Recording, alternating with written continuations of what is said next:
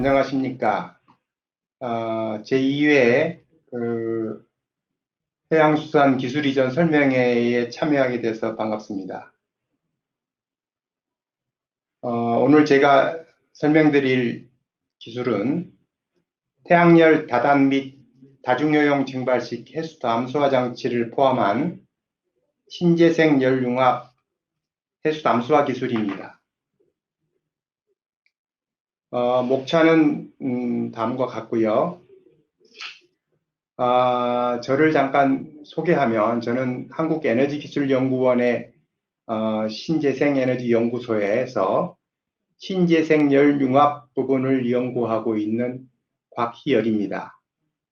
저는 1988년도에 연구소에 입사하여 그동안 태양열, 재생에너지 열 분야와 에너지 변환 기술 쪽 그리고 해수 담수화 기술을 연구해 왔습니다. 특히 국토부의 GMVP 연구단에서 MD 과제에 관하여 연구를 진행했던 경험이 있습니다.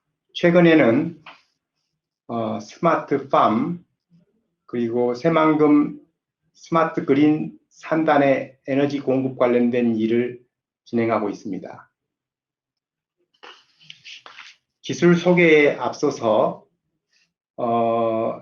제가 기억하기로는 2009년도 대한민국 공익광고대상에서 쌀이 부족하면 밀이 대신하고 차에 기름이 부족하면 전기가 대신합니다.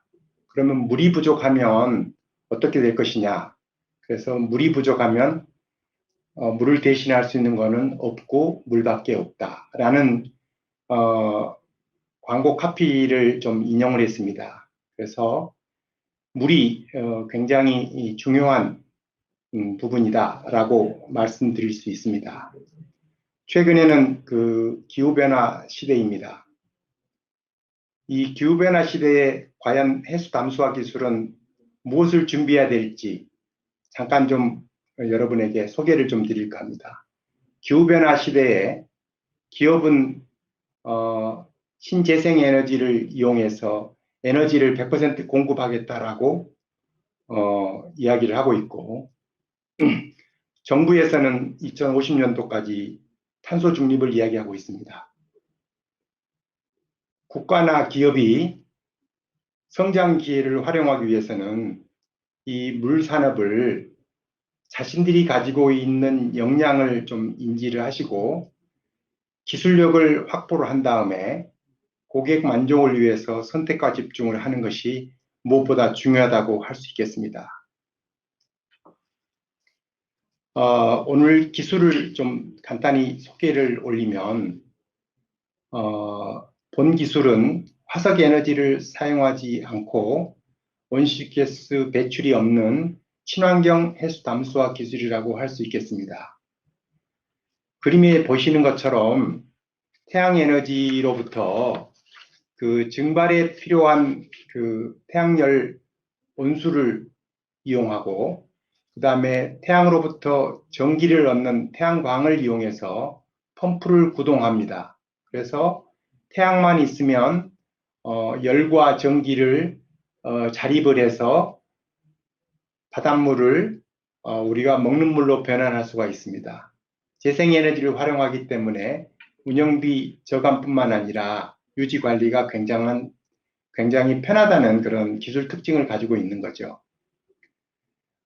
그러기 위해서는 태양열 담수화 공정에서 담수가 바닷물을 먹는 물로 바꿔주는 그런 담수기가 효율적이지 않으면 결국에는 이 태양에너지 활용이 어렵습니다.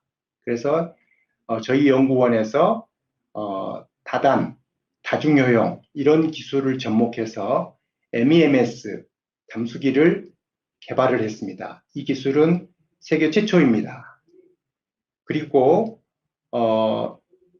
본 태양열 해수 담수화 기술은 사용되는 에너지원이 70도씨 전후의 온수입니다. 그래서 이 70도씨 전후의 온수는 태양열뿐만 아니라 재생에너지 그리고 미활용 에너지들에서 얼마든지 얻을 수 있기 때문에 재생에너지 융합을 통해서 이런 기술들이 사업화가 굉장히 쉬워질 것이다. 저는 그렇게 이제 생각하고 있습니다. 본 기술을 어디에 활용할 것인가라는 것을 생각했을 때 오지나 낙도 등의 물이 부족한 지역에 사업화 모델을 연구하면 어떨까라고 하여 아래 보이는 것처럼 태양열과 태양광과 그리고 고효율 담수기와 그리고 태양열이 보조할 수 있는 보조요런을 이용함으로 인해서 낙도나 오지에서 태양열 담수화 기술을 할 수 있는 사업화 모델을 도출했고, 이거를 위해서 저희가 실증 연구를 진행하였습니다. 그리고 이 실증 연구에서는 말씀드린 것처럼 고효율 다중효용 담수기의 성능을 검증하고 이를 통해서 무인 운전 기술을 확보하는 그런 실증 사이트를 전남 여수 대경도에 저희들이 실증 연구를 수행했습니다. 본 기술은 기존에 있는 그런 증발법 담수화 기술 대형화되어 있는 것하고는 다르게 소규모 분산형 그런 시스템으로서 하루에 한 10톤에서 한 1000톤 정도의 담수 모델로서 적합하지 않을까, 저는 그렇게 생각하고 있습니다. 보시는 그 그림은 전남 여수 대경도에 2015년부터 2020년도까지 실증 플랜트를 저희들이 구축을 하고 운전을 했던 그런 관련된 사진과 관련 기술들입니다. 보시는 것은 그 전체 저희 실증 플랜트의 전경이고요. 왼쪽 하단 부분에는 저희가 개발한 고효율 MEMS 담수기의 외형 모습이고, 그리고 오른쪽 하단에 있는 부분은 저희가 이 여수가 저희 연구원하고 많이 떨어져 있기 때문에 사람을 거기다가 파견하는 것도 어렵고, 그래서 무인으로 이 시스템을 저희가 장기간 운전을 했습니다. 그래서 이 무인 통합을 위한 그 제어 판넬입니다.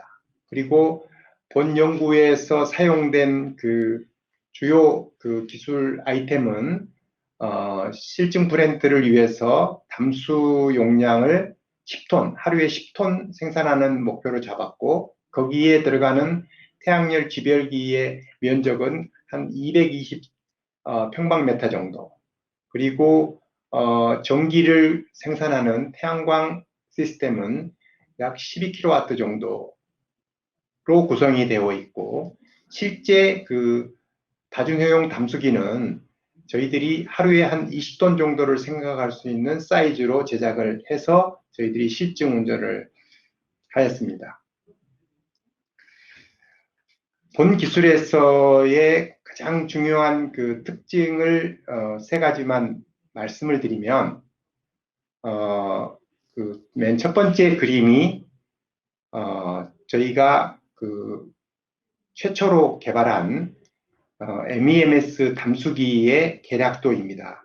이 그 기술은 우리 국내 특허뿐만 아니라 미국 특허를 획득하였습니다. 이 특허를 이용하여 보시면은 이 기술에서 굉장히 중요한 노하우는 증기발생기와 증발기들과 응축기로 구성이 되어 있는데, 각각 그 증기발생기 고온, 중온, 저온, 그리고 그 9개의 증발기, 그리고 하나의 응축기, 이 전체의 열교환기들이 가운데에 있는 그래프처럼 각각 그 압력이 전부 다릅니다. 무슨 얘기냐면은 우리가 소위 높은 산에 올라가게 되면 물이 빨리 끓는 것처럼 산의 높이들을 다 다르게 해서 압력이 다 다르도록 만든 겁니다.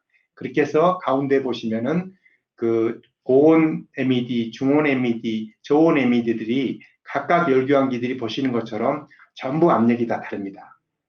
이것이 바로 저희가 이 기술의 사업화가 가능하고 기술을 성공적으로 이끌어왔던 그 노하우 기술입니다.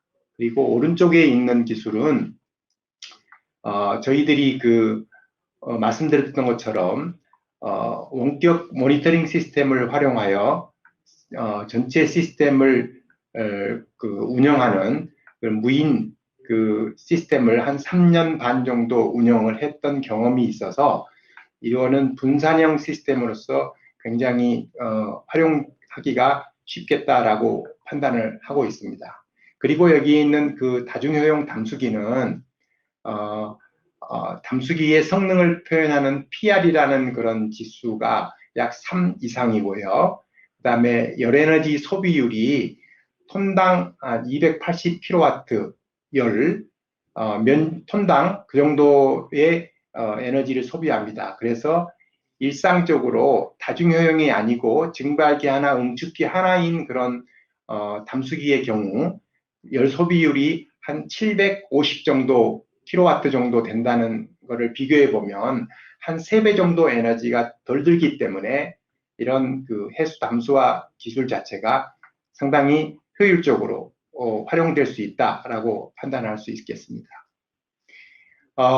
기존 기술 대비 차별성을 말씀을 드리면 해수 담수화 시장은 아시는 것처럼 2000년대를 기점으로 2000년대 이전에는 발전소의 여론을 이용하여 증발 방식이 보편적이었지만 2000년대 이후에는 전력을 이용한 역삼투압 방법이 세계의 물시장을 주도하고 있습니다.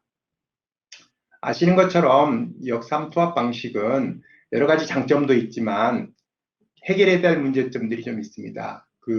오지나 낙도에 가면은 에너지가 부족합니다. 근데 거기에 RO 시스템이 들어가서 전기를 더 많이 활용하게 되면 오지나 낙도에서의 에너지 문제가 상당히 심각한데 전기 에너지를 사용하는 것 자체가 상당히 에너지 자립에 부담이 될 수 있다. 그리고 두 번째는 전문가가 아니고서는 고압 펌프라든가 이런 시스템들이 조금 유지 관리를 좀 해야 되는데 실제로 운영하는 것을 보면은 비전문가들이 운영하고 이러다 봄으로 인해서 자꾸 고장이 일어나는 그런 운영의 문제점들도 나오고 있고요.